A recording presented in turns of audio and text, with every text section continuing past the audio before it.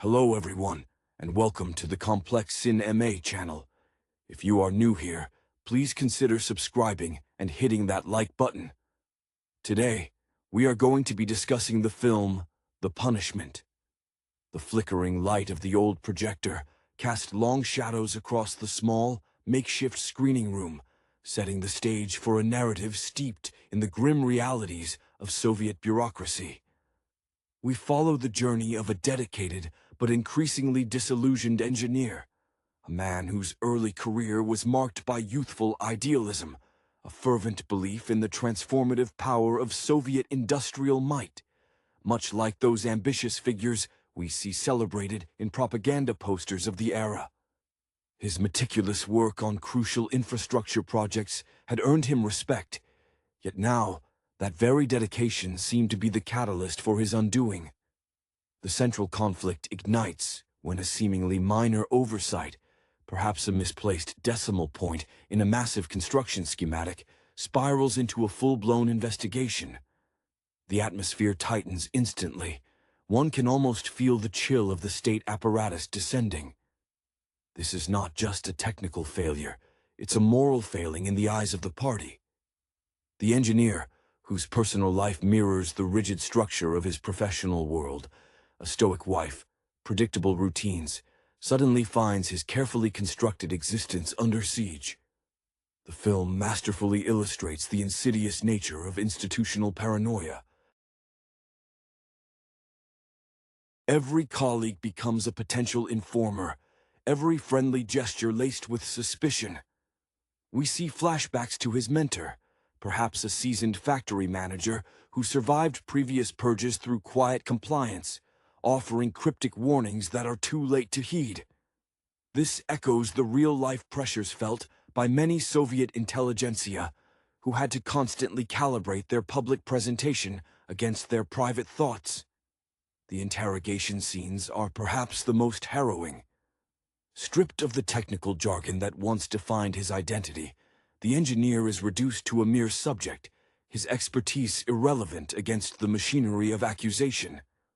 The investigator, a chillingly calm figure, embodies the bureaucratic logic that demands confession above truth, a theme frequently explored in the literature inspired by Stalin's era. It's a slow, grinding process designed not just to extract a confession, but to utterly break the individual's sense of self-worth. As the narrative progresses, the engineer's resistance crumbles, not through physical duress, but through sheer exhaustion and the realization that the system he once served has no use for human nuance or context. His former triumphs, the bridges built, the power plants commissioned, are now weaponized against him, twisted into evidence of hubris or deliberate sabotage. There's a poignant moment where he recalls attending a cultural event celebrating technological progress, perhaps a performance mirroring the soaring optimism of Shostakovich's early works, now feeling like a cruel historical joke. The final act offers little release. The punishment, when it finally arrives, is less a dramatic explosion and more a quiet administrative decree, a removal, an erasure. The film ends not with a bang, but with the silent, ongoing routine of the state continuing unabated, the engineer becoming just another statistic, another name filed away in the archives that the state keeps so meticulously. The lingering impression is one of profound melancholy, a testament to how quickly ideology can consume the very individuals it claims to elevate.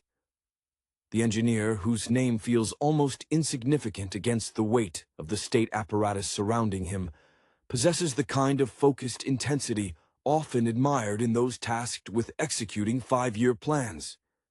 His hands, accustomed to handling precise blueprints and cold steel, now tremble slightly as he reviews documents that seal his fate. We sense the ghost of the young man who joined the party with genuine fervor, eager to contribute to the collective dream, a dream now manifesting as a nightmare of accusation. His wife, a woman whose entire existence seems calibrated to maintaining an impeccable facade of proletarian virtue, becomes a portrait of silent, terrified complicity. Her earlier pride in his promotions, perhaps a brief flicker of ambition, allowing her to secure a slightly better apartment in a newer district, has curdled into fear. She meticulously dusts the few sanctioned pieces of art in their living room, an act of feudal control in a world spinning out of control. Her silence during the early visits from the security organs is louder than any scream. It is the sound of self-preservation overriding love.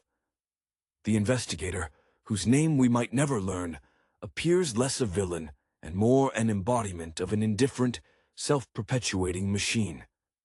His inspiration seems drawn from the most relentless functionaries of the NKVD archives, men who viewed human tragedy purely as data points requiring rectification. We see glimpses of his own rigid life, perhaps a sparsely furnished office, where even the inkwells seem placed with bureaucratic precision, suggesting that he, too, is a prisoner of the very system he enforces. His detachment is the film's most chilling weapon. He isn't motivated by malice, but by the necessity of meeting quotas for enemies of the people. One particularly affecting sequence involves the engineer being forced to recount his professional achievements to an uninterested clerk. These triumphs, the successful commissioning of a massive hydroelectric dam, perhaps, an achievement once lauded in the regional press, are now recounted through a lens of suspicion. Did he overstate the capacity? Was the slightly lower yield last quarter intentional sabotage masked as efficiency? The sheer absurdity of turning verifiable success into evidence of treason underscores the film's indictment of a system that rewards paranoia over productivity. This resonates deeply with historical accounts of those Soviet scientists and architects whose own ingenuity was later deemed evidence of bourgeois formalism. As the isolation deepens, the engineer retreats into memories of his technical training, perhaps recalling the stern, brilliant professors at the Moscow Institute of Civil Engineering, men who valued empirical truth above all else. That pursuit of objective reality is now his greatest liability. When he finally attempts to explain the mathematics of the alleged error, his detailed logical defense is met with nothing but blank stares and a gentle reminder that ideological clarity supersedes technical detail. The film posits that in this environment, competence becomes indistinguishable from counter-revolutionary arrogance.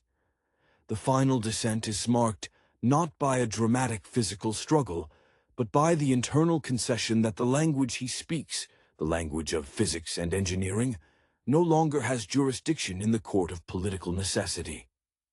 The final moments before his official designation as an enemy of the people are rendered through a series of disjointed sensory details, typical of someone experiencing profound psychological dissociation. The uniform of the guard escorting him smells faintly of stale tobacco and cheap disinfectant, a mundane odor juxtaposed against the monumental horror of his situation. His former colleagues, those who had shared hurried lunchtime conversations about increasing steel yields or the latest pronouncements from the Politburo, now studiously avoid eye contact when he is marched through the corridors of the district committee building.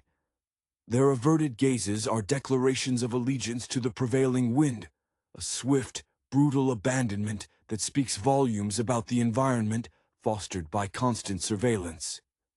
We see a brief, heartbreaking interaction with the building's janitor, an older man who had always been invisible to the engineer in his ascent. This minor character, perhaps a veteran of the Civil War, whose own struggles had taught him the fickle nature of authority, offers the engineer a single, almost imperceptible nod, a gesture of shared, unspoken humanity that acknowledges the system's inherent cruelty without daring to challenge it openly. This nod carries more weight than any public defense could have. It hints at the underground currents of shared suffering that existed beneath the polished surface of Soviet unity. The engineer's internal monologue, which the film occasionally allows us a fleeting glimpse of, reveals a desperate attempt to catalog his life's work, searching for the single misstep that justified this total annihilation of his existence.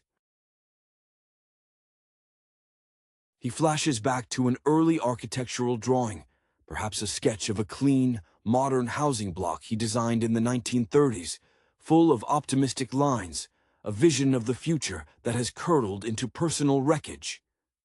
That youthful architect, brimming with constructivist ideals, seems impossibly distant, a ghost of someone who believed in the eventual triumph of reason. His physical transformation throughout the ordeal is stark. The robust bearing of a man who commanded work sites fades into a slumped fragility. His clothes, once meticulously pressed for official functions, now hang loosely, reflecting the rapid loss of weight and spirit. This mirrors the stylistic choices of Soviet realism when applied to the oppressed. The focus shifts from the heroic build to the worn texture of the fabric, symbolizing the erosion of the individual against the monolithic state. When he is finally processed out, the actual transportation details are deliberately obscured, lending the ending an air of abstraction. The camera lingers on the empty space he occupied in his office. The polished surface of his large wooden desk gleams under the harsh fluorescent lights, perfectly clean, ready for the next functionary. There is no lingering shot of his personal effects, no sentimental inclusion of a family photograph. The erasure is complete and efficient. The punishment is not just the sentence itself, but the utter lack of significance accorded to the life it terminates. The film concludes by dissolving the image into the rhythmic, mechanical hum of the city, continuing its mandated progress, indifferent to the human cost required to maintain its momentum. The narrative then shifts focus, not to a sweeping overview of the state's machinery, but to the subtle, long-term repercussions rippling through the engineer's immediate circle, illustrating how the stain of political condemnation acts as a persistent contamination. His wife, released from the immediate terror of his detention, now occupies a precarious new social space, that of the relative of a saboteur. She must navigate a world where former friends suddenly find urgent, pressing engagements elsewhere when she approaches. This silence is a performance. She adopts an air of weary, self-imposed isolation, knowing that any open protest or expression of lingering affection would immediately invite scrutiny upon herself, turning her into the next subject for re-education. Her days become exercises in proving her ideological purity through relentless self-denial and hyper-conformity, perhaps taking on unpleasant, low-status communal tasks precisely to demonstrate her renewed commitment to the collective good. We see a brief, unsettling return to the engineer's former workplace months later. The vacated office has been swiftly repurposed. The new occupant is younger, perhaps a recently graduated Komsomol enthusiast, whose career trajectory is now accelerating precisely because of the vacancy created by the purge. This new engineer speaks with an unshakable confidence, untainted by the past failures or complexities the disgraced man grappled with. He pores over the old blueprints, yet approaches them with a simplifying arrogance, dismissing certain complex structural redundancies as bourgeois over-engineering. This is the system correcting itself, purging complexity in favor of simplified, politically safe execution, a chilling metaphor for the wider cultural sterilization. The younger man's unquestioning belief in the current party line is his greatest asset, a stark contrast to the doomed intellectual honesty of his predecessor. There is a poignant, almost mythical element introduced when the engineer's estranged younger brother, an aspiring musician whose avant-garde compositions were already viewed with suspicion by the cultural commissars, receives an anonymous, heavily redacted letter, perhaps only 3 or 4 lines, suggesting the engineer's destination or state of being. This brother, who deliberately distanced himself from the rigid structures of the state engineering complex, now finds himself reluctantly drawn back into the orbit of that same suffocating power structure, forced to engage with bureaucracy in the desperate search for verification. His artistic rebellion suddenly seems like a luxury he can no longer afford. Survival dictates conforming to the acceptable melodic lines of socialist realism, abandoning the dissonant harmonies that once defined his work. The punishment, therefore, is generative. It forces adaptation, not just in the condemned, but in all those who loved or knew them, demanding a wholesale sacrifice of personal integrity for the sake of continuation. The film suggests that the true success of the punishment lies in its ability to rewrite the behavior of the survivors. The ripple effect continues to propagate outwards, touching even the peripheral figures whose lives briefly intersected with the engineer's prominence. Consider the foreman at the construction site, a gruff, working-class man named Ivan, who once admired the engineer's ability to solve insurmountable technical problems with elegant simplicity. Ivan's career, built on practical skill rather than ideological maneuvering, suddenly becomes suspect due to his close association with the purged specialist. We observe Ivan in the local workers' club, where he is typically the life of the evening gathering, his stories of heavy labor and shared camaraderie warming the room. Now, however, he speaks only in guarded generalities, his booming laugh replaced by a nervous cough.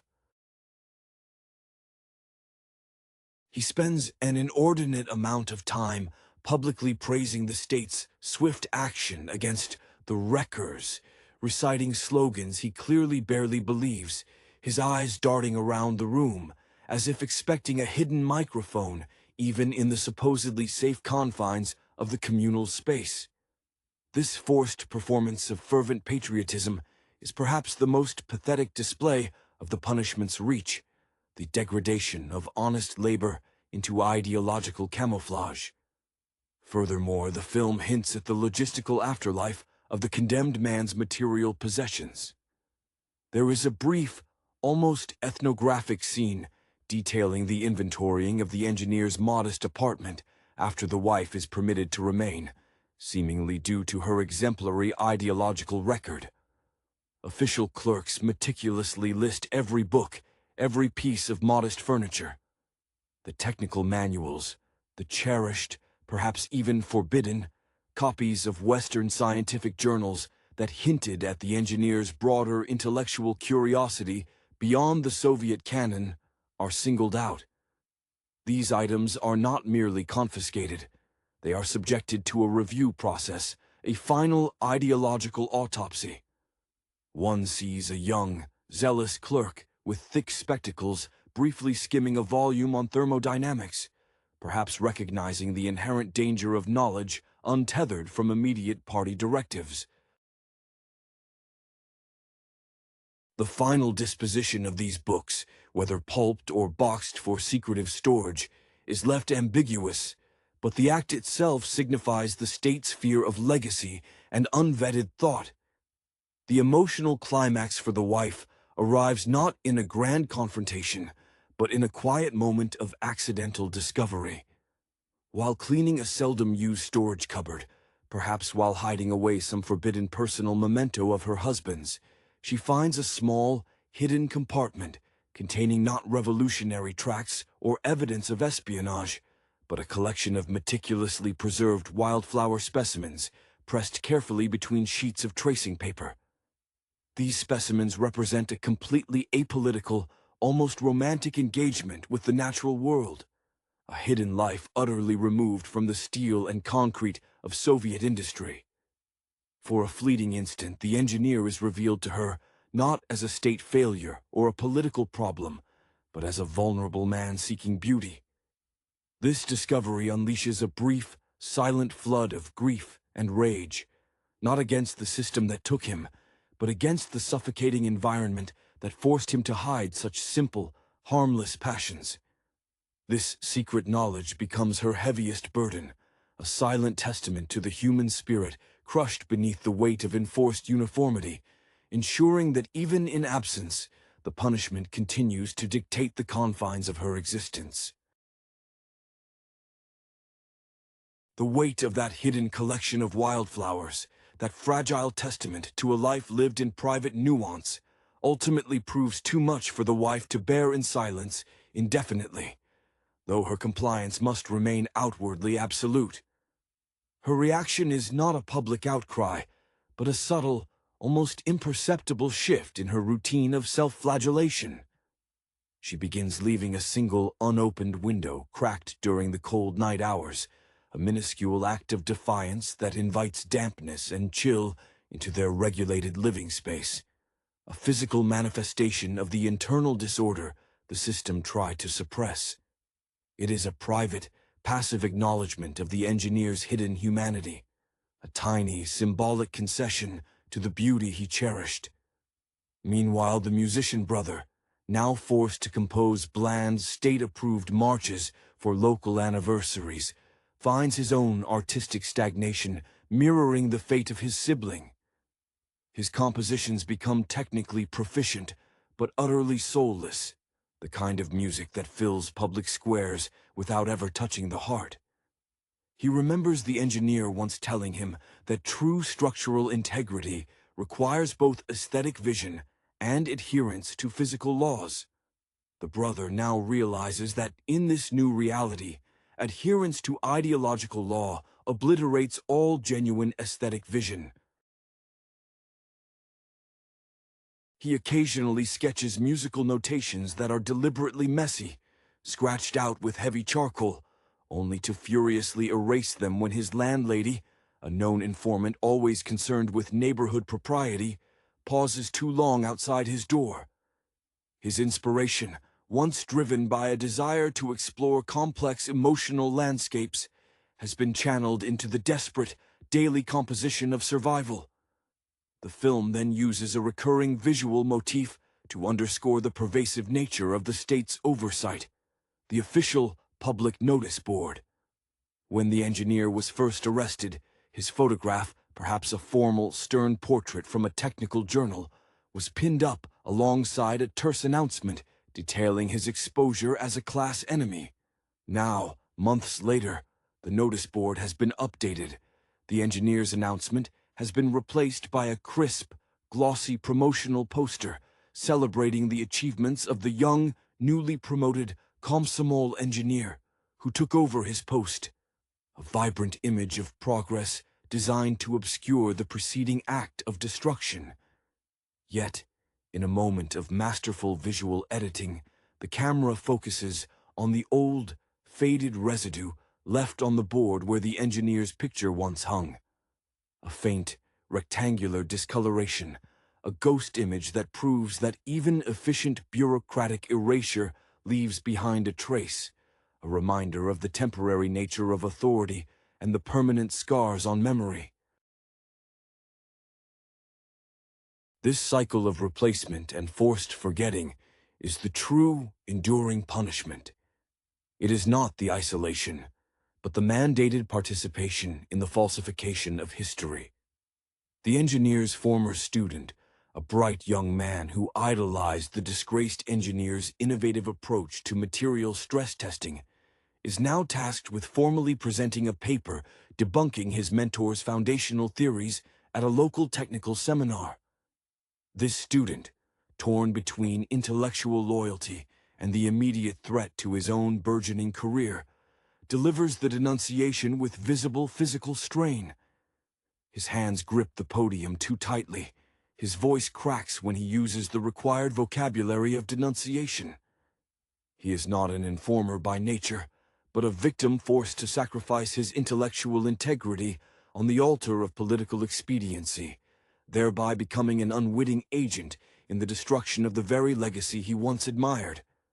The film suggests that the apparatus of punishment succeeds best when it forces the thoughtful, the talented, and the idealistic to become the executioners of their own values. The very fabric of memory becomes weaponized in the next phase of this quiet tragedy. The wife, driven by the need to maintain her facade of appropriate mourning, attempts to reconnect with the engineer's few remaining academic peers, individuals who perhaps shared lunch tables or contributed to joint, now discredited papers. She seeks not validation of his innocence, which would be fatal, but confirmation of his intellect, a last attempt to anchor his existence to something tangible beyond the political accusation.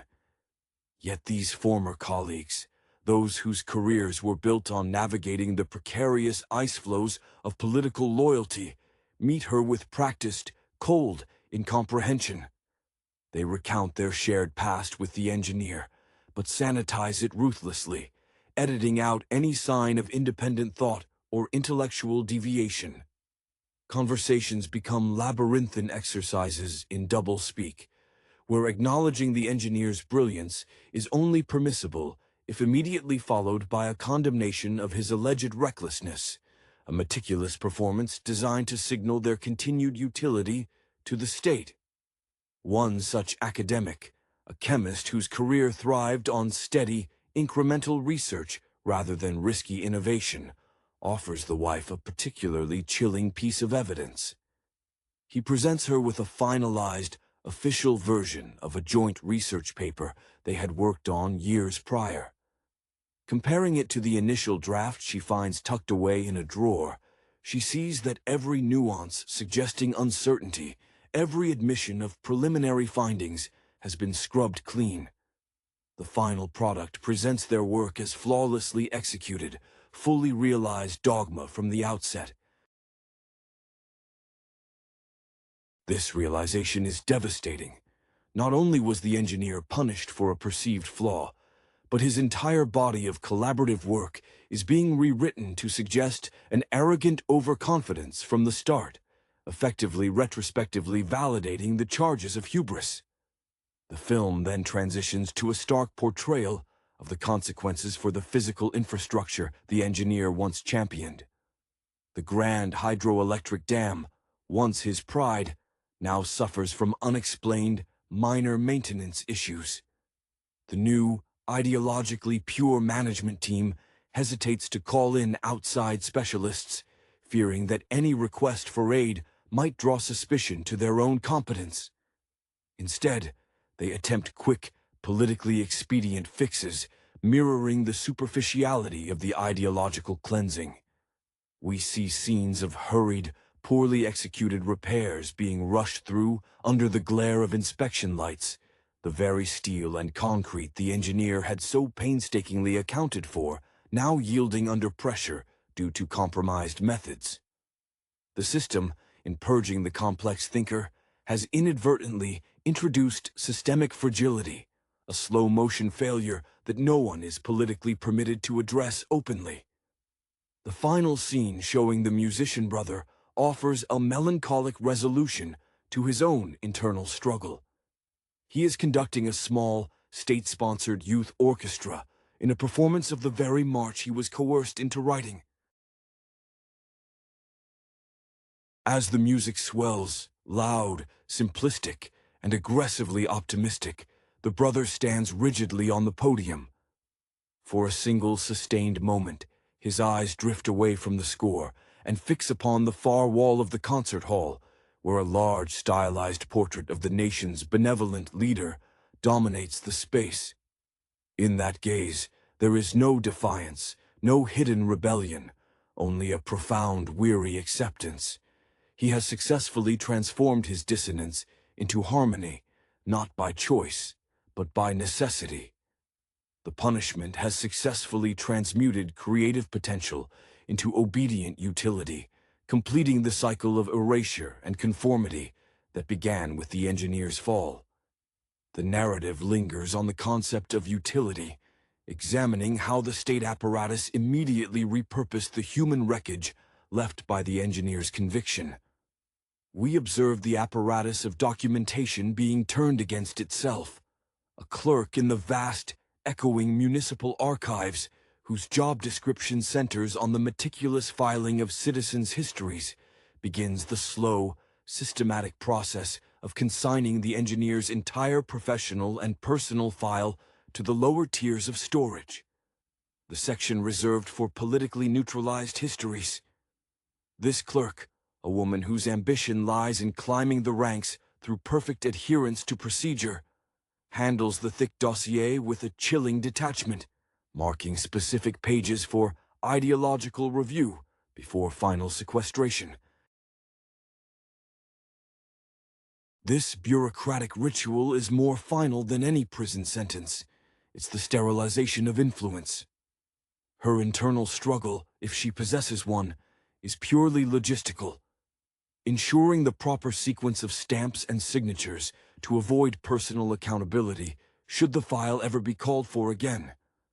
She embodies the film's quiet argument that the system requires not cruelty, but unthinking diligence.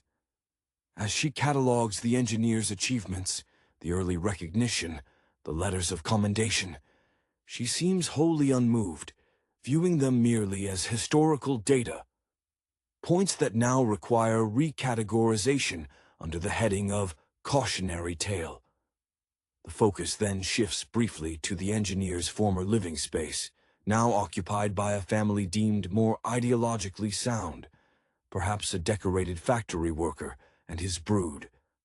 The new occupants immediately set about removing any trace of the engineer's quiet aestheticism. Where he might have placed a single, well-worn wooden chair next to a reading lamp, the new tenants introduce heavy, brightly varnished, standardized furniture, often placed awkwardly, signaling dominance over the space. They paint over a subtle, almost invisible pencil line the engineer had drawn on a wall years earlier, a mark perhaps indicating the perfect height for a new shelf or the precise angle for a piece of art, erasing the very notion that the previous occupant possessed an eye for spatial harmony independent of mandated design. This erasure is physicalized when the wife, still living in the nearby periphery of the communal block and occasionally granted permission to retrieve residual necessities, sees a child of the new family playing carelessly with a small, intricately carved wooden puzzle box that once belonged to the engineer.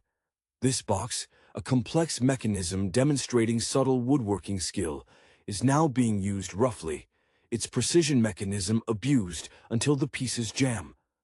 She watches from a distance, recognizing the destruction not as childish malice, but as the final, necessary dismantling of her husband's ordered world. The puzzle box, a symbol of complex problem-solving, cannot function in an environment that prioritizes brute force and simple solutions. The musician brother, in a final desperate act of self-preservation, has composed a short dedication piece for his next performance, a saccharine, officially sanctioned tribute to the steadfastness of the party. During the performance, however, as his fingers run over the piano keys, he momentarily falters. The notes of the mandated march briefly diverge, slipping into a brief, dissonant chord, a fleeting echo of the complex hidden music he used to write, perhaps reminiscent of the cadence of the engineer's frustrated arguments during interrogation. The audience barely notices, too busy applauding the mandated crescendos. But the brother feels the slip as a searing pain. He knows he has betrayed not just his brother, but the last vestiges of his own artistic integrity.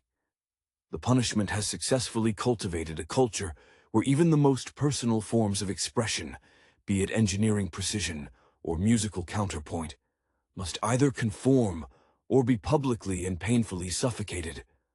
The final, most insidious punishment is shown to be the way the system contorts the concept of historical truth itself, affecting even the archival records the engineer once relied upon for validation. The film briefly focuses on the official record of the dam's construction, the very project that once symbolized his finest hour. Now, every progress report, every official memorandum bearing his signature is recontextualized with marginalia written in the severe, angular script of the investigative committee.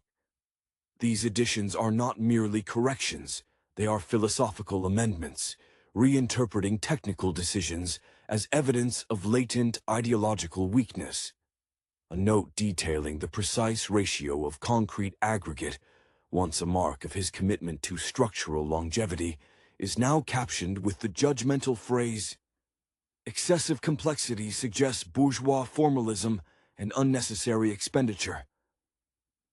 The engineer's early career photographs, displayed in a regional history museum dedicated to industrial achievement, undergo subtle alterations. Where his image once stood proudly beside his team, the lighting technician, perhaps influenced by whispered directives from a nervous curator, has adjusted the illumination. The engineer's figure is now noticeably shadowed, deliberately receding into the background of the tableau, while the figures of his less technically capable but more ideologically compliant subordinates are sharply highlighted.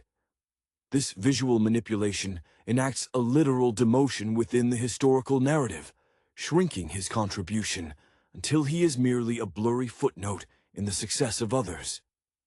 The musician brother, utterly broken by the necessity of his enforced conformity, finds a perverse sort of peace in the blandness of his new existence. He stops looking at the walls, stops listening for footsteps outside his door. His music continues its trajectory of vapid patriotism, and he accepts the small, tangible rewards that come with it: a slightly larger ration coupon, a marginally better performance venue. This acceptance is the system's ultimate victory, demonstrating that survival, when stripped of honor, becomes a slow, willing surrender to mediocrity.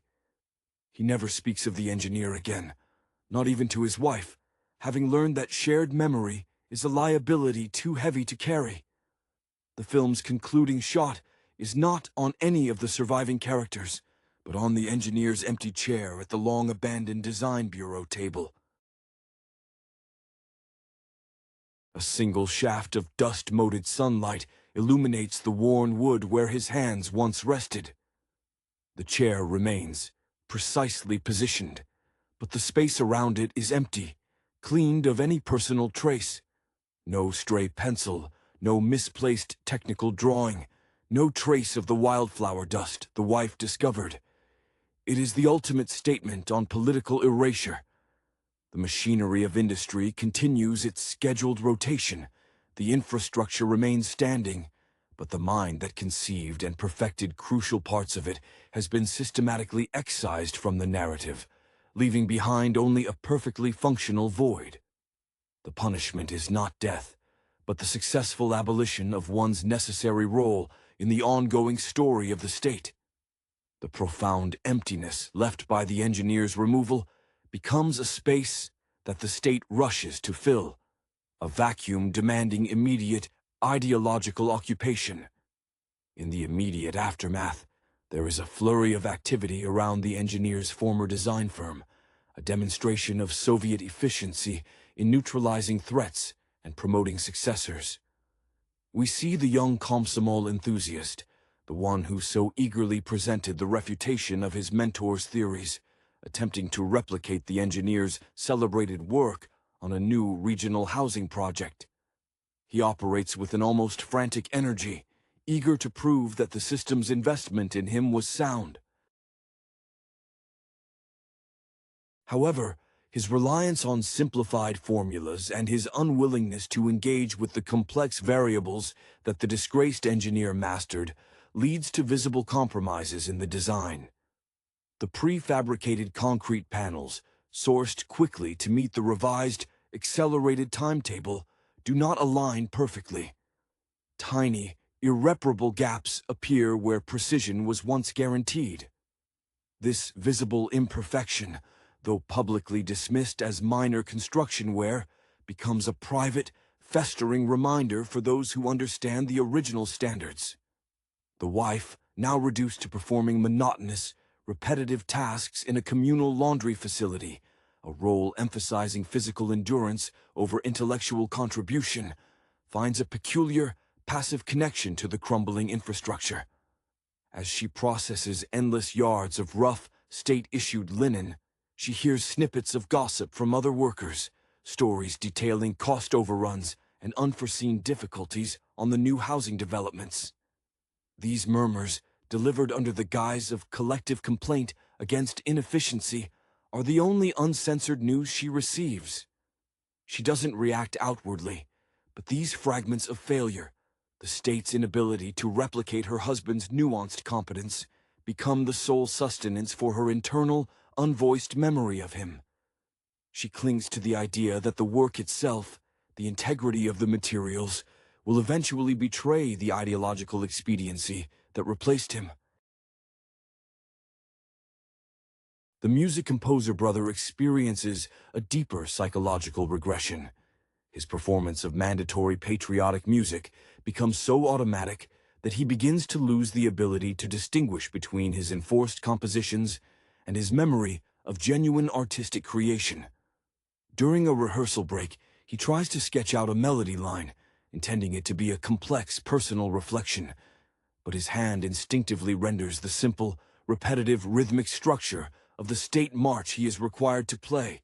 It is as if the neural pathways for genuine creativity have atrophied, replaced by the grooves carved by fear and repetition. The film portrays this not as a sudden breakdown, but as a gradual dulling of the senses, a slow rendering of the soul numb to its own potential. His tragedy lies in becoming the perfect, compliant citizen, one who no longer remembers what it was like to want something different. In a final symbolic scene concerning the engineer's spirit, the camera returns to the deserted design bureau desk. A single shaft of afternoon light illuminates the polished surface, but this time, a small, persistent detail has emerged. Where the engineer was once completely erased, a fine layer of dust, the mundane, inevitable dust of reality, has settled. It is not the dust of memory, but the physical dust that settles when a place is left unattended, untouched by the meticulous, fear-driven cleaning of ideology. This settling dust suggests that while the state can control the official narrative, it cannot halt the simple, physical process of entropy and neglect that eventually claims even the most aggressively managed spaces. It is a quiet suggestion that nature, in its impartiality, holds the final, enduring critique of human systems built on falsehood. The enduring testament to the engineer's fate is found not in grand monuments or public records, but in the minute details that refuse to be completely scrubbed clean. The state's campaign of historical revisionism, while ruthlessly effective on paper, proves incapable of fully controlling the tactile environment. Consider the recurring motif of the communal breadline, a place where citizens from all strata of society, the compliant worker, the nervous relative, the watchful party secretary, were forced into equal proximity. The wife, collecting her meager, rationed loaf each morning, notices that the wooden bench where people wait has developed a slight, almost imperceptible wobble. It is a flaw that only someone with an engineer's eye for structural integrity, someone intimately familiar with load-bearing tolerances, would notice. She understands instinctively that this wobble is the physical manifestation of the shortcuts taken in the new, rushed construction projects, the very compromises made by the successor eager to please. This slight instability in the shared public space serves as a constant, unspoken critique of the new order.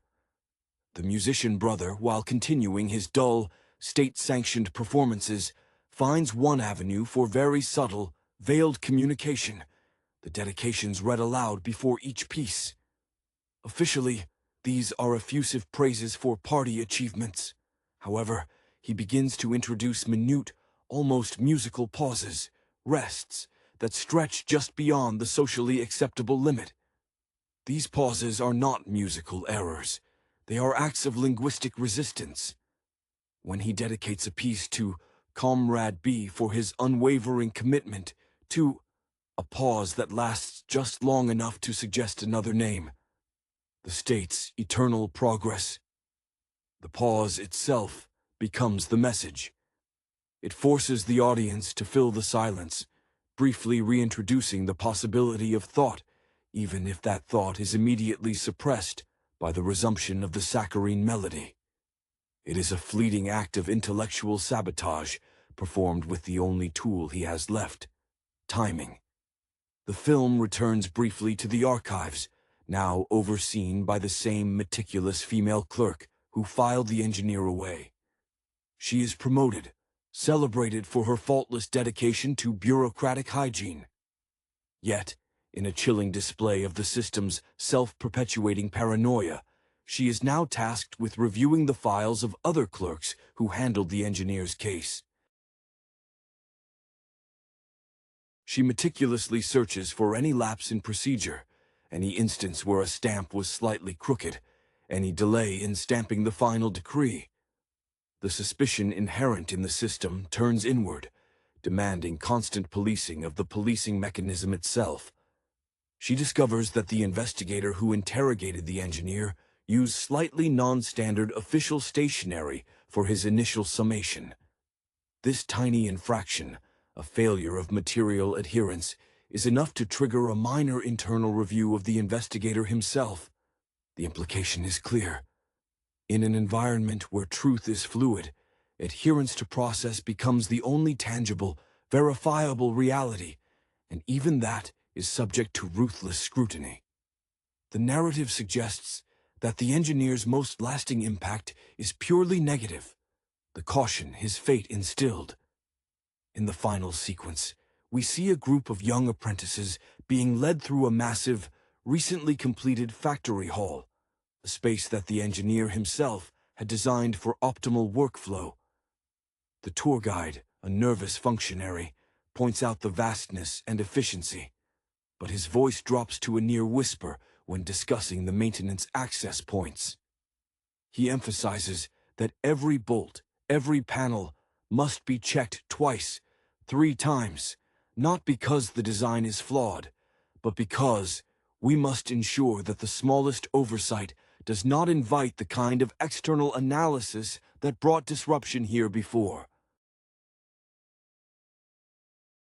The engineer's ghost haunts the blueprints, not as an example of brilliance, but as a perpetual threat, the unavoidable, necessary reminder that error, however small, will be magnified into treason. His punishment is thus eternal.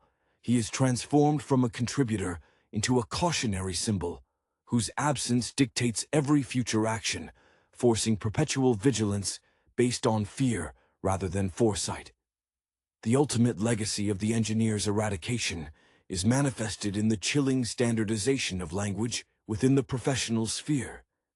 Where once technical discourse was replete with debates over material performance, stress dynamics, and the nuanced interpretations of engineering principles, it is now reduced to a lexicon of approved political terminology. New reports and project proposals are submitted, not with complex calculations, but with carefully worded affirmations of their alignment with the current 5-year plan's ideological trajectory. Any deviation from this approved syntax is met with immediate, non-negotiable rejection. We see an apprentice engineer, a nervous young man trying desperately to emulate the efficiency of the vanished professional, but lacking his conceptual depth, presenting a revised structural schematic. When questioned about the foundation's calculated load capacity, he doesn't cite the empirical data he was taught. Instead, he confidently declares, "The structure is sound because the collective labor behind it is ideologically pure, comrade."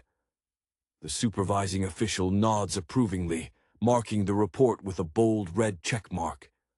The triumph of bureaucratic language over physical law is complete. The safety factor is now measured in political zeal rather than sheer strength. The wife, in her isolation at the communal laundry, witnesses a subtle but profound shift in the dynamics between the women who were once her peers. They are now intensely competitive over obtaining the most desirable or least demanding communal tasks.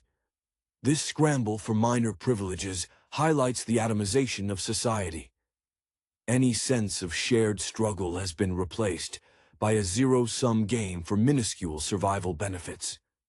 One woman, who once shared a sympathetic glance with the wife over the poor quality of state-issued soap, now actively volunteers to clean the lavatories on the wife's designated rotation day, ensuring the wife is seen as shirking her duty. This act of performative vigilance is rooted not in hatred for the engineer, but in a visceral terror that association might drag her down as well. The wife understands this betrayal is not personal. It is the system consuming its own potential allies to prove its continued strength. The musician brother, in his forced mastery of empty music, experiences moments where the control slips entirely. During a particularly sterile performance for a provincial party conference, he reaches the required triumphant climax of his march. Instead of concluding with the prescribed, crashing chords of national pride, his fingers momentarily execute a complex, rapidly descending chromatic scale, a fragment of an old, fiercely intellectual composition he wrote in his youth. It is utterly alien to the music being played, a jarring sonic intrusion. For a second, the air in the hall seems to freeze, thick with unspoken alarm. The brother, eyes wide with dawning horror at his momentary slip, slams his hands down on the final, mandated chord with such force that one piano key visibly cracks. He bows deeply, sweat beading on his brow, praying that the sound was too fast, too structurally foreign, to be recognized as anything other than a virtuoso's flourish. The audience applauds nervously, unsure what they just heard, but unwilling to question the soloist's intensity.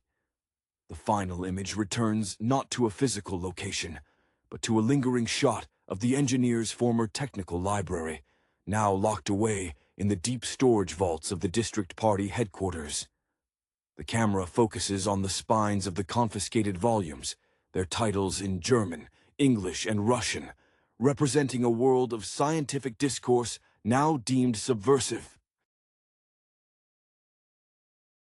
A faint, almost ethereal scratch mark is visible near the bottom edge of the doorframe, a mark made perhaps by the engineer himself, adjusting his coat or leaning against the door in a moment of quiet contemplation before his arrest.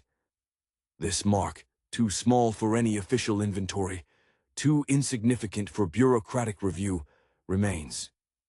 It is the final, silent inscription of the individual upon the monolith, a minuscule imperfection suggesting that true, empirical reality, much like the natural laws of physics, cannot be entirely abolished, only temporarily buried beneath layers of political expediency and forced silence. The punishment, a stark and unflinching portrayal of systemic failure and the erosion of the human spirit, demands a close examination of its suffocating atmosphere and the deliberate pacing that mirrors the protagonist's entrapment. Directed by a filmmaker whose earlier works often flirted with the boundaries of social realism, this piece leans heavily into an almost documentary-like observation of mundane cruelty. The visual language is deliberately muted, favoring the drab palette of institutional settings, institutional gray, institutional beige, which serve not merely as backdrops, but as active antagonists in the narrative.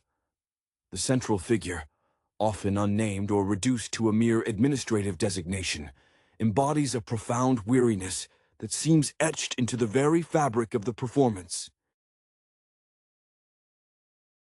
The actor bringing this role to life, renowned for their rigorous commitment to physical transformation in previous, more theatrical productions, here channels that intensity into stillness. Their background in method acting, often cited in profiles detailing their process, informs this performance through an economy of movement. Every slight hesitation, every measured breath, speaks volumes about the internal landscape of someone systematically stripped of agency. This quiet suffering contrasts sharply with the flamboyant, often overtly dramatic roles that initially brought the performer widespread acclaim in the European art house circuit, highlighting a deliberate move toward a more internalized, almost existential horror. The narrative structure itself resists easy categorization, moving less by plot progression and more by accretion of small degradations. We witness the bureaucratic machinery at work, an engine that requires no malice, only indifferent adherence to regulation. This impersonal cruelty resonates deeply with the contemporary anxieties surrounding technological oversight and the quantification of human experience, themes frequently explored in the director's retrospective analyses of post-industrial society. The director's documented admiration for certain Soviet-era cinematic masters, particularly their use of long takes to enforce audience immersion, is palpable here. These extended moments of observation force the viewer into complicity, unable to look away from the protagonist's slow unraveling. Furthermore, the sound design plays a crucial, often overlooked role. The ambient noise, the distant hum of ventilation, the echoing footsteps on linoleum, the incessant clicking of a keyboard becomes a relentless sonic torture. It's not the absence of sound that signifies oppression, but the specific, sterile quality of the sounds that define the prison of the setting. This attention to environmental texture suggests the director's early training in stage design, where environment always dictated character movement. The supporting roles are deliberately underwritten, existing primarily as extensions of the oppressive system rather than fully realized individuals. The guards, the administrators, they move through their duties with a practiced anonymity. There is no grand villain here. The punishment is the system itself, made manifest through countless small, unthinking actions. The film offers no cathartic release. Instead, it concludes on a note of grim ambiguity, suggesting that the cycle of dehumanization is not broken, merely paused. The lingering impression is one of profound discomfort, a testament to a filmmaking approach that prioritizes visceral experience over narrative resolution, leaving the audience to process the weight of what has been witnessed long after the screen fades to black. The emotional landscape of the film is a vast, desolate plain, punctuated only by the harsh, angular shadows cast by institutional lighting. The protagonist's internal monologue, though never explicitly voiced, is conveyed through micro-expressions that the camera lingers upon with almost forensic detail. We observe the subtle tightening around the eyes, the almost imperceptible tremor in the hands when asked to perform a task requiring precision under duress. This performance demands an almost spiritual endurance from the actor, whose previous celebrated roles often involved vibrant, passionate outbursts, a stark contrast to this mandated emotional vacuum. It is fascinating to track the actor's career trajectory here. Having cut their teeth in intensely physical theater, where emotion was projected to the balcony, they now internalize the scream, trapping it behind a facade of bureaucratic compliance. This restraint elevates the suffering from mere pity to a kind of transcendent horror, because the audience recognizes the immense effort required simply to remain inert. The environment acts as a psychological mirror, reflecting the protagonist's diminishing sense of self. Notice the treatment of space. Corridors stretch out to an impossible length, suggesting infinite paths leading nowhere, a visual metaphor for the futility of seeking escape or appeal. The set design owes a clear debt to architectural brutalism, favoring raw, unadorned concrete surfaces that absorb light and warmth. This aesthetic choice aligns perfectly with the director's known philosophical preoccupation with how physical structures dictate social hierarchies. The very geometry of the building reinforces the power dynamic. the moments of interaction between the protagonist and the minor functionaries are excruciatingly slow. These exchanges are less conversations and more rituals of compliance. The administrator's voice, always slightly too loud or too soft for the enclosed space, carries an inherent authority derived solely from their position on an organizational chart. One recurring figure, the mid-level supervisor, played by an established character actor celebrated for their chameleon-like ability to disappear into supporting roles, manages to convey supreme self-satisfaction through minimal dialogue. Their costume is always perfectly pressed, their movements precise, serving as a silent testament to the rewards of maintaining the status quo, no matter how unjust. This character embodies the banality of evil, not through active cruelty, but through an unwavering faith in procedure over human dignity. The film eschews flashback or exposition regarding how the protagonist arrived at this situation. We are dropped directly into the middle of the punishment, forcing the viewer to engage with the consequence without the comfort of understanding the initial transgression. This narrative strategy denies the audience the narrative closure often sought in revenge dramas or redemption stories. Instead, we are forced to sit with the sheer persistence of the daily grind, the repetition, the specific sequence of having to sign a form, wait for a stamp, then present the stamped form to another official who then requires a different colored ink, is the film's true engine. It suggests that true punishment isn't a single catastrophic event, but the slow, tedious grinding away of one's capacity to care or resist, transforming a person into a functionary of their own subjugation. The director, drawing perhaps from their own experiences observing long-term bureaucratic stagnation in European state institutions, captures this soul-numbing inertia with chilling accuracy. The cinematography reinforces this thematic density through its obsessive focus on texture and shallow depth of field. Close-ups frequently isolate the protagonist's hands, the instruments of their compliance, showing the skin growing dry, the nails bitten down not in nervous habit, but through sheer, unacknowledged friction against cheap surfaces or rough paper. These details, often illuminated by a single, harsh overhead bulb, turn the body itself into a map of institutional erosion. The camera rarely deviates from the protagonist's eye line when they are forced to read documents, emphasizing the dense, impenetrable jargon that serves as the final layer of defense for the system. The typeface on these forms, usually a generic sans serif, becomes an enemy font, deliberately devoid of character or human warmth. The protagonist's internal struggle manifests most powerfully during the mandated moments of silence, often during mealtimes or periods of solitary waiting in stark, empty rooms.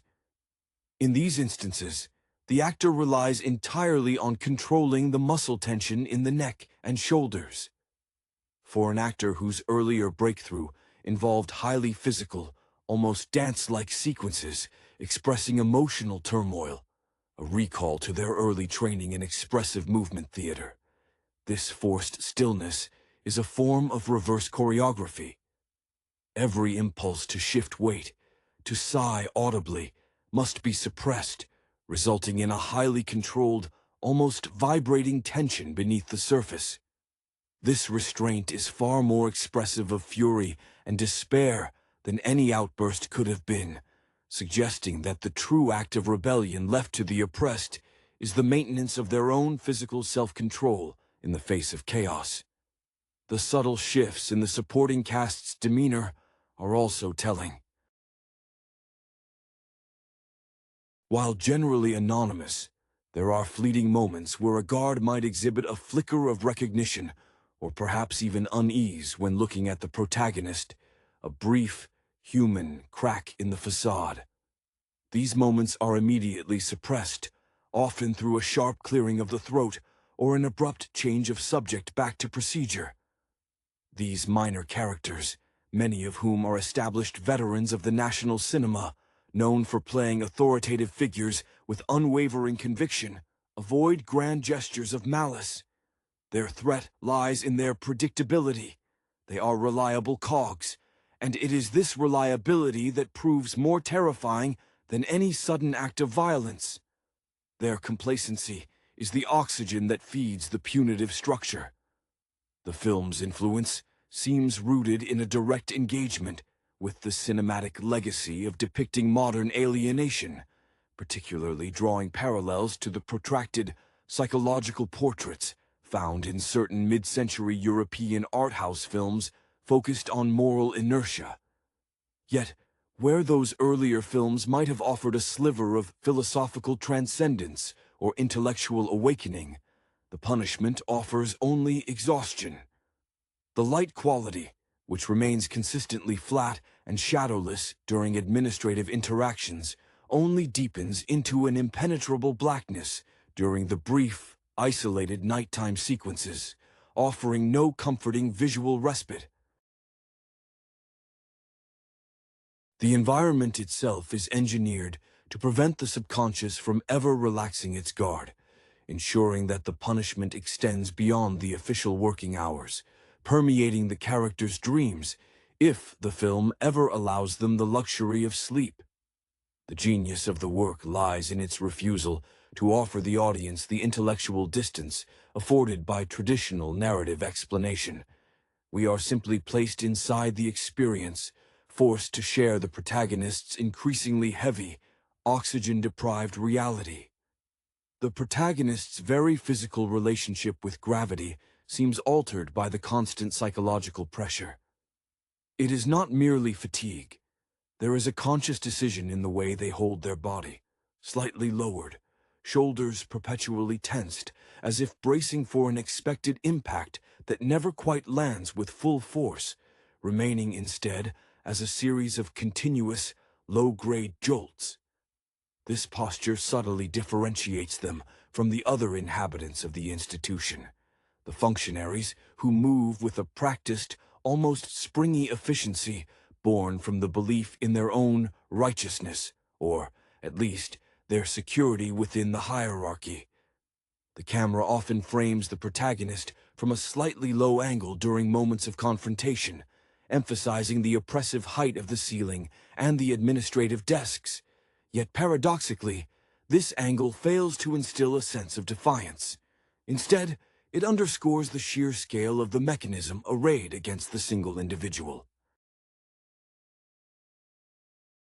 The director, known for meticulous pre-production research into real-world environments, clearly spared no effort in detailing the authentic sterility of the locale.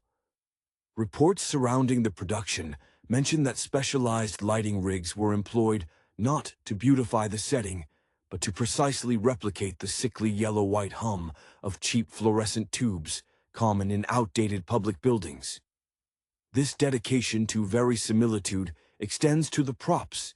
The ubiquitous paperwork, seemingly innocuous, is rendered with such tactile realism, the cheap cardstock, the faint smell of old toner suggested through visual texture, that the audience feels the paper cuts and the tedium of handling it. This focus on the minutiae of oppressive material culture distinguishes the film from more overtly symbolic critiques. Here, the horror is sourced from the utterly commonplace and reproducible elements of modern institutional life. The emotional core, buried deep beneath the layers of enforced silence, occasionally surfaces during moments involving reflections. There is a particularly haunting sequence where the protagonist catches their own image, distorted slightly, in a highly polished stainless steel surface, perhaps the side of a water cooler or a filing cabinet drawer.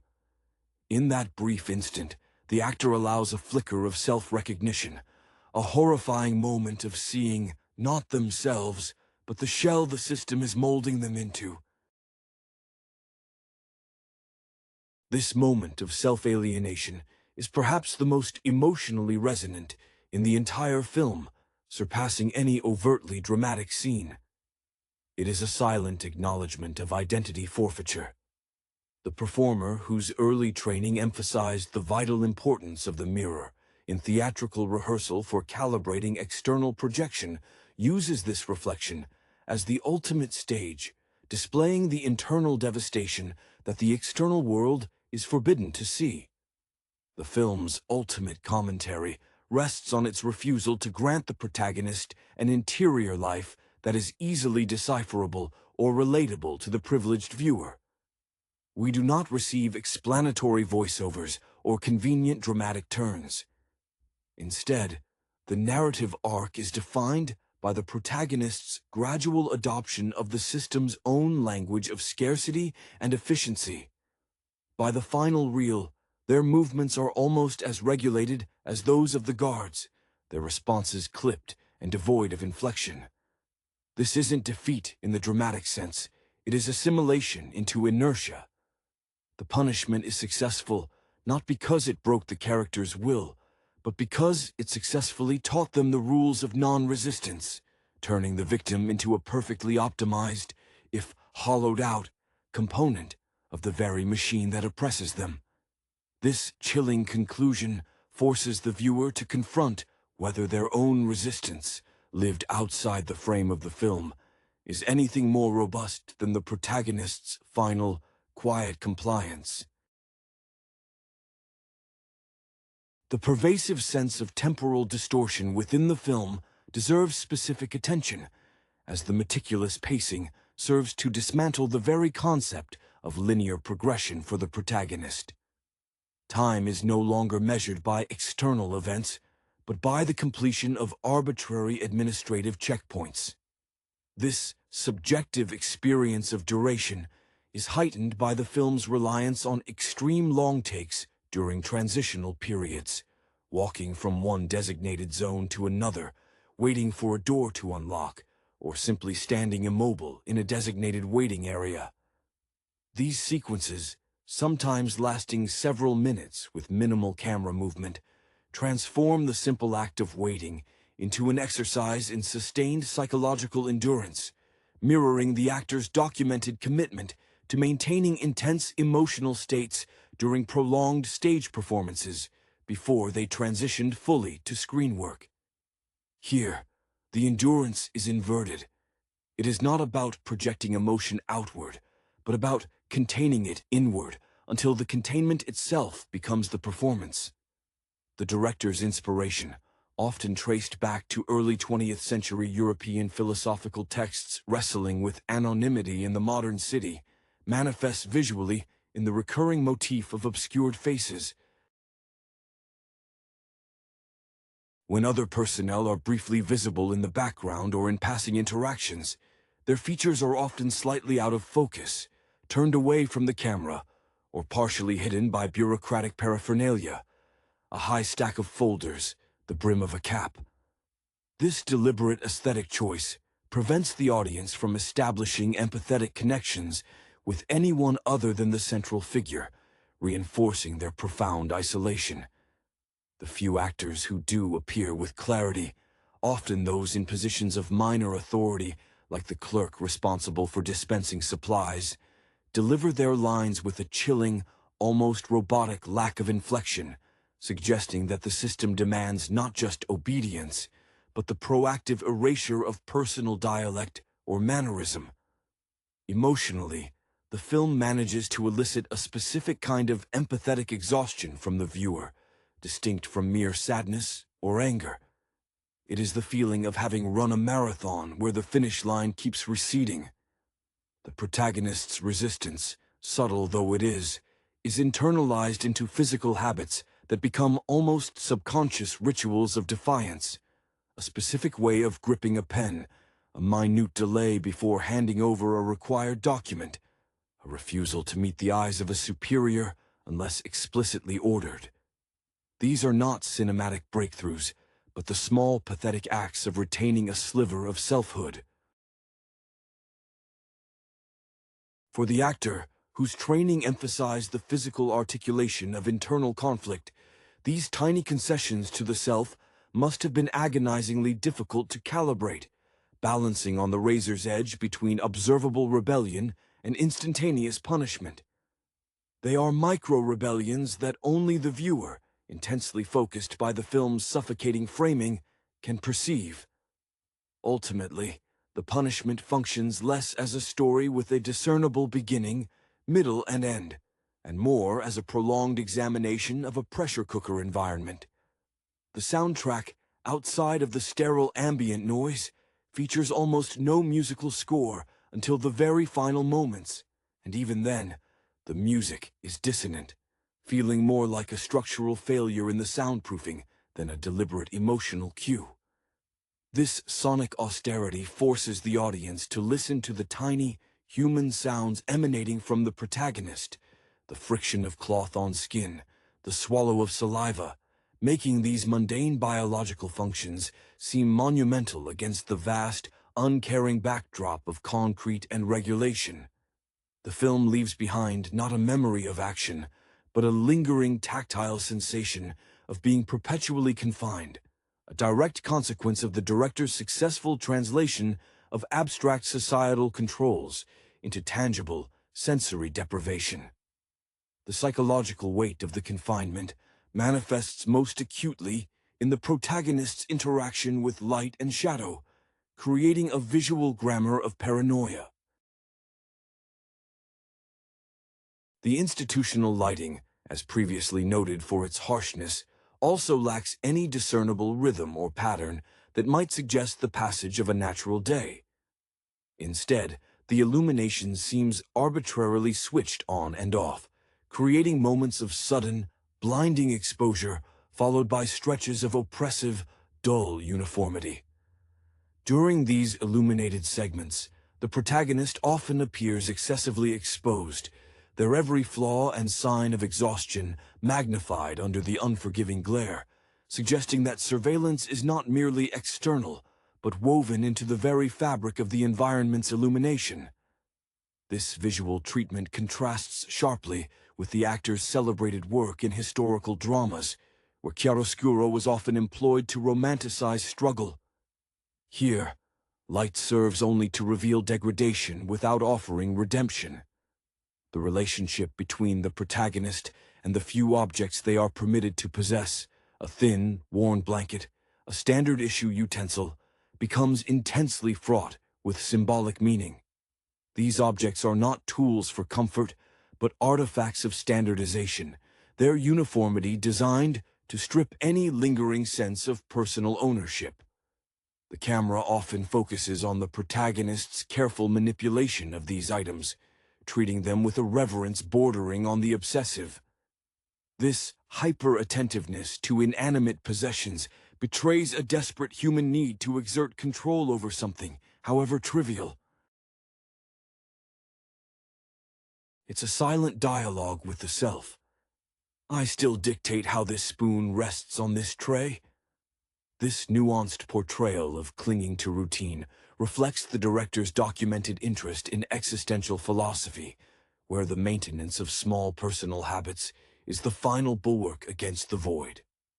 The supporting cast, particularly the rotating roster of lower-level functionaries who conduct the daily reviews, are masterfully utilized as instruments of psychological abrasion rather than human interaction. One such figure, who appears consistently for the evening review, possesses an unnervingly smooth baritone voice. This voice, devoid of regional accent or personal inflection, seems artificially modulated, further emphasizing the artificiality of the entire setting. This actor, famous in their earlier career for playing charismatic but duplicitous villains in political thrillers, adopts an almost priestly sobriety here. Their calm recitation of procedural failings acts as a nightly religious service dedicated to the protagonist's inadequacy. There is no anger in their delivery, only the sad, inevitable confirmation of records, which is far more damning than any shouting could be. The emotional journey of the film is ultimately a journey toward entropy. There is a significant shift in the actor's physicality around the midpoint. The initial tension, sharp and defensive, begins to soften, replaced by a heavy, sagging resignation. This isn't a sudden collapse, but a slow yielding to the environment's inexorable pressure. Where the first act emphasized suppressed resistance, the latter half focuses on the exhaustion of maintaining that suppression. The audience witnesses the character beginning to move in the patterns dictated by the system, their gait mimicking the bureaucratic flow they were initially resisting. This visual conformity signals the deepest level of internal defeat. The mind has surrendered its battle for autonomy, allowing the body to become simply another predictable element within the institution's machine. The film thus becomes a study not of heroic endurance, but of successful, quiet attrition. The silence within the narrative is rarely empty. Rather, it is saturated with unspoken accusations and the protagonist's ceaseless internal processing of bureaucratic directives. The actor's performance is a masterclass in negative space, wherein the significance of a scene is often defined by what is deliberately omitted from their expression or action. Consider the moments when the protagonist is required to wait for an authorized signature on a crucial document. These periods stretch into eternity, yet the camera focuses not on the frustration, but on the almost ritualistic examination of the protagonist's own hands, now appearing strangely alien, too large or too pale against the stark surfaces. This intense scrutiny of the physical self suggests a final, desperate act of self-inventory before the self is completely subsumed by documentation. The performer's celebrated background in mime and physical theater, which once allowed them to convey complex narratives through gesture alone, is here employed in reverse, to convey the inability to gesture meaningfully. The director's visual vocabulary heavily leans on framing devices that trap the subject within the image border. Doorways are consistently too narrow, ceilings too low when the protagonist is in administrative offices, and windows, when present, offer views only of identical, featureless concrete facades belonging to adjacent institutional blocks. This relentless imposition of confinement through composition echoes the visual theories espoused by certain mid-century avant-garde filmmakers, whom the director has cited as influences. The idea that the frame itself is an extension of the ideological prison. The texture of the film stock, slightly grainy even in high-definition transfers, adds a layer of historical weight, suggesting this punishment is not a singular event in time, but a timeless, recurring state of institutional being. Even the few instances where the protagonist is forced into rudimentary social interaction reveal the extent of the systematic damage. A brief encounter with a cleaner, a character whose face remains perpetually directed towards the floor, results in an exchange where both parties utilize the exact same clipped, impersonal vocabulary used by the guards. This linguistic homogenization signifies that the system's influence permeates all levels, ensuring that genuine, spontaneous human connection is virtually impossible. The cleaner, played by a seasoned character actor, known for their ability to convey profound pathos through sheer stillness, in minor roles, embodies the institutionalized acceptance of invisibility, a state the protagonist is rapidly approaching. The cumulative emotional effect is one of profound, quiet claustrophobia, one that bypasses theatrical suspense for a more unsettling, philosophical dread. The audience is never given a map of the institution, nor a clear understanding of the rules beyond the immediate, absurd requirement at hand. This lack of comprehensive knowledge mirrors the protagonist's own situation, forcing the viewer into a state of perpetual, low-grade anxiety, the anxiety of not knowing what rule will be broken next, or what unknown threshold has already been crossed. The film's brilliance lies in making the mundane feel existentially terrifying, asserting that the most effective form of cruelty is not the spectacular act of violence, but the relentless, tedious enforcement of meaninglessness. The final impression is not of a story concluded, but of a process successfully completed. The human being efficiently reduced to a manageable, predictable data point within an unfeeling architecture. The film's color grading, or perhaps more accurately, its deliberate lack of color saturation, plays a crucial role in articulating the thematic decay. Everything appears rendered through a filter of aged, chemical residue, a visual echo of slow corruption.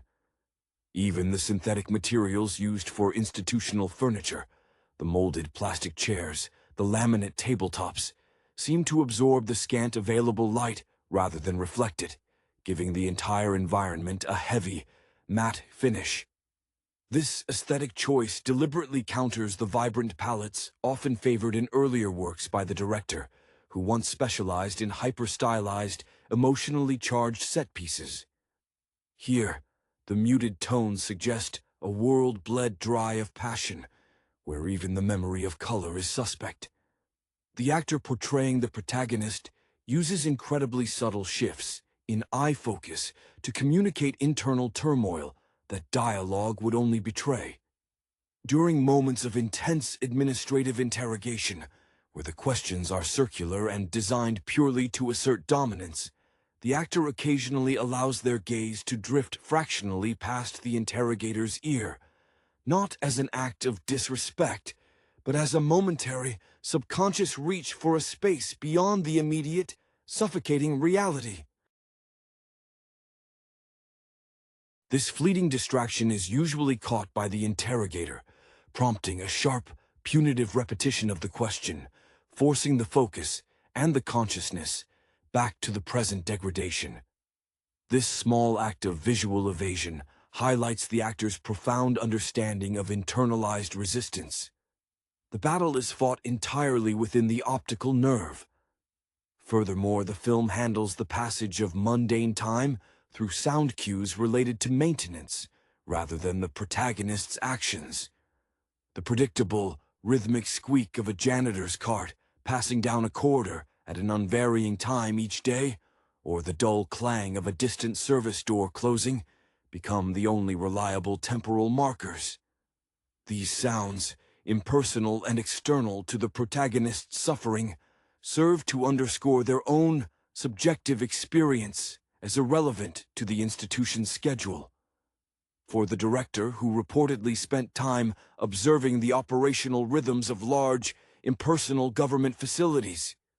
During preparation, these background noises are meticulously calibrated to represent the infrastructure's indifference to individual plight. They are the metronome of subjugation, the few moments where the protagonist shows any sign of independent thought or retained memory are fleeting and disturbing. Perhaps a brief, almost involuntary smile crosses their lips when recalling a past sensation, the warmth of sunlight, the sound of a specific, unidentifiable piece of music, only for that expression to be instantly wiped away by the chilling realization of the present cost of that memory. This vulnerability suggests that the real punishment is the systematic dismantling of one's own personal archive. The film suggests that once the memories are rendered inaccessible or too dangerous to acknowledge, the individual is effectively erased, leaving behind only the programmed responses required for bureaucratic survival. The actor conveys this trauma not through tears or shouting, but through the sudden, visible stiffness of the neck muscles as the memory is forcibly suppressed, a physical translation of self-censorship. The very texture of the protagonist's clothing becomes an extension of their punishment, meticulously detailed by the production design team who aimed for maximum sensory discomfort. The fabric, likely a coarse, synthetic blend common in institutional wear, is depicted as perpetually slightly damp, clinging uncomfortably to the skin. The camera focuses on the way the cloth bunches awkwardly at the joints during repetitive movements, the slight drag as the protagonist attempts to move with efficiency, or the awkward stiffness when forced to stand at attention. This tactile reality, perceived almost subliminally by the viewer, contributes significantly to the atmosphere of pervasive unease, contrasting sharply with the supple, luxurious fabrics often associated with the actor's previous high society roles.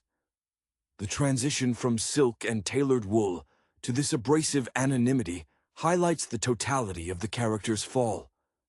The interpersonal dynamics, sparse though they are, suggest a deep-seated professional alienation among the staff as well. The minor characters are not just cogs.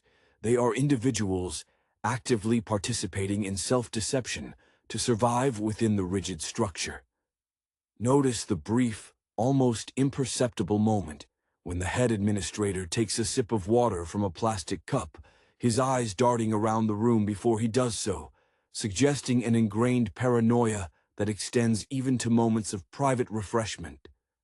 This character, usually played by an actor known for their booming, confident stage presence, here delivers every line in a hushed, almost conspiratorial tone, implying that every interaction, even the mundane, carries the risk of misinterpretation or accusation. Their authority is not built on confidence, but on rigorous, fearful adherence to protocol. The film denies the audience the comfort of metaphor by grounding the abstract concept of dehumanization in brutally specific sensory details. For instance, the soundscape often features the amplified sound of the protagonist's own footsteps when they are navigating empty, echoing spaces. These footsteps are often slightly out of sync with the visuals due to the deliberate, slightly delayed sound mixing, creating a temporal slippage that suggests the protagonist is never fully present in their own body or environment. This auditory dissociation is a potent tool, forcing the audience to question the reality of what they are observing, much like the protagonist must question the validity of every form and signature they encounter.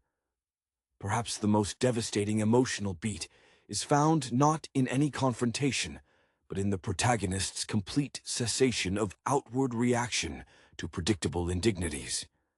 There is a scene where a required piece of personal identification, a small, worn photograph perhaps, is confiscated without explanation.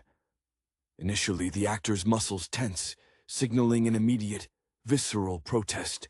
However, by the third viewing of a similar confiscation later in the film, the body language is utterly flat. The hand simply opens, releases the object, and returns to the side without hesitation. This final, silent acceptance of loss, the erasure of the last tangible link to a former self, is the film's true climax. It suggests that the system has successfully colonized the character's reflexes, turning spontaneous human reaction into a carefully measured and ultimately corrected error.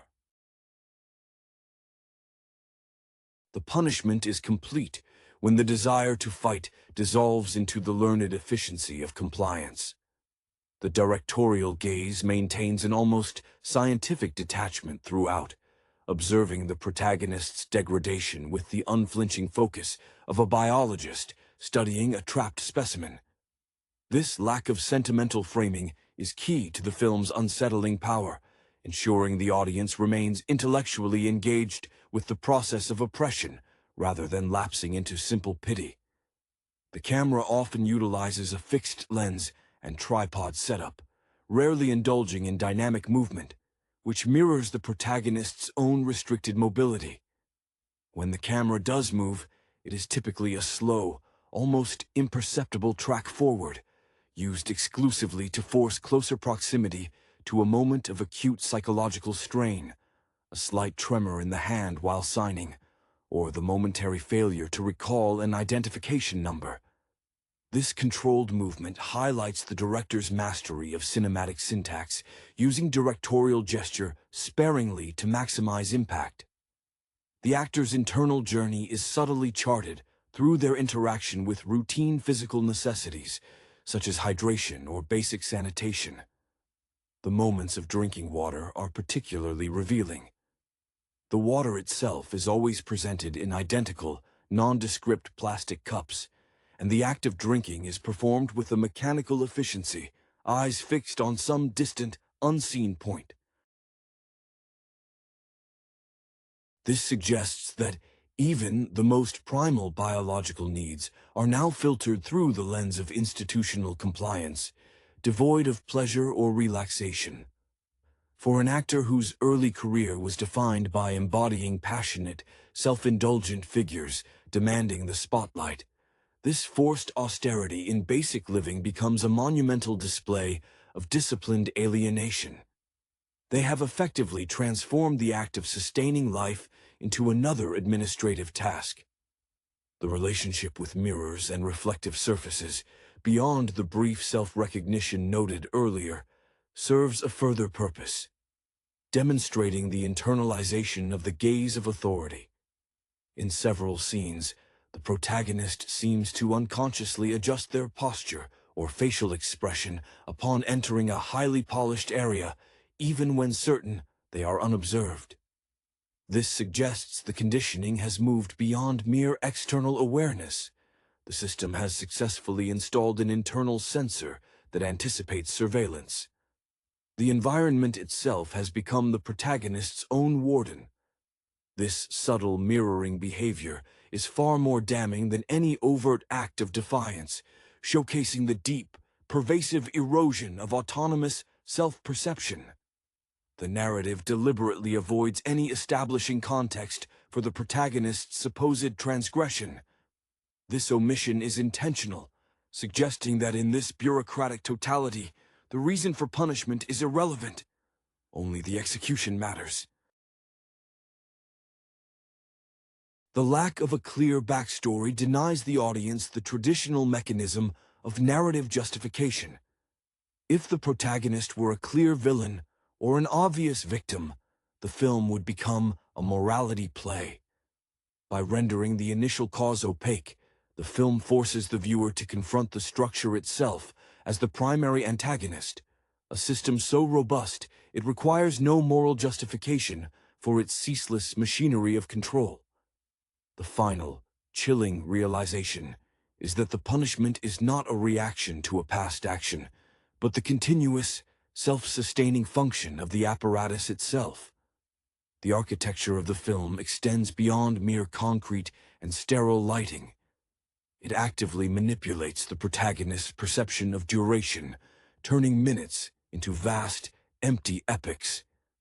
This is most apparent in the recurring motif of waiting at unmarked stations, a designated spot on a hallway floor, the threshold of a security gate, or before an activated but opaque display screen.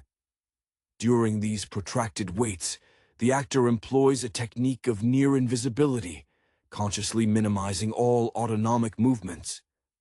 Respiration becomes shallow, almost undetectable, a far cry from the broad, physically expressive delivery that marked the actor's breakout performances in highly physical, ensemble-based European theater, where every muscle movement was engineered for maximum projection to the rear row.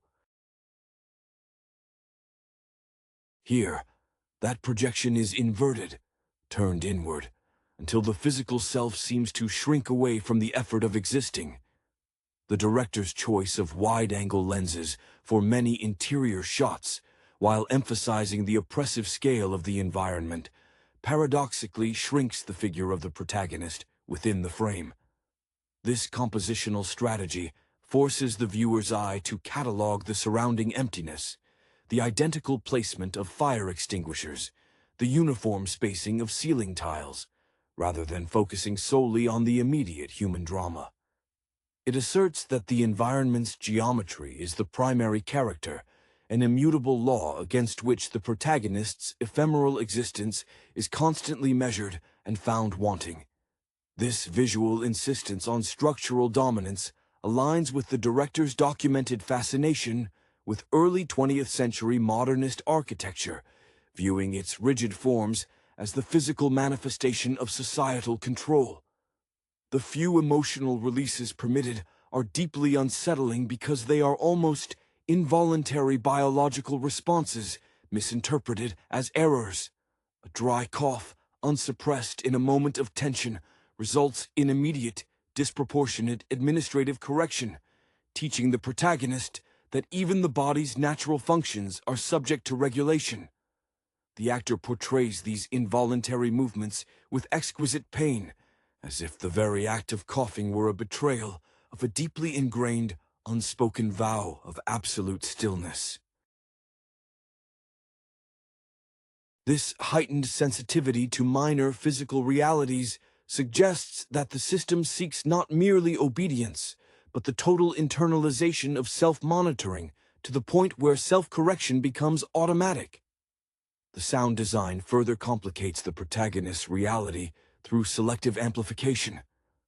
While ambient noise is omnipresent, the sound of the protagonist's own voice, when they are finally forced to speak for verification, is mixed unnaturally high, thin, and tinny, as if passing through a poorly maintained microphone.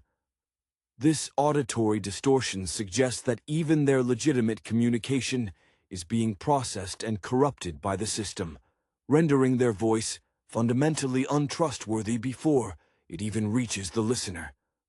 The film suggests that to speak within this structure is to submit to having one's voice rendered meaningless, a final act of auditory self-annihilation that leaves behind only the echo of compliance.